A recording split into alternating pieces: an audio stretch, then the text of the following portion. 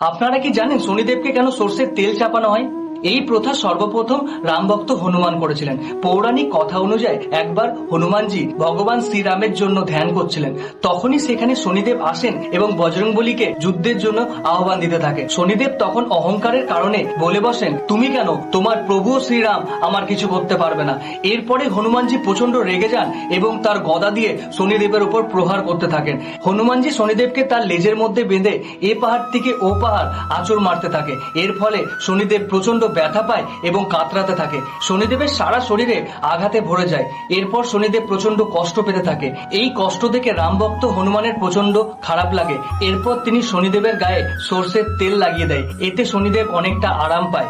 এরপরই শনিদেব বললেন, আজকের পর থেকে আমার শরীরে যারাই তেল ঢালবে তাদের উপর থেকে আমার কোনো কুপ্রভাব থাকবে না। তো ভিডিওটা ভালো লাগলে চ্যানেলটিকে সাবস্ক্রাইব করে কমেন্টে জয় শ্রীরাম লিখতে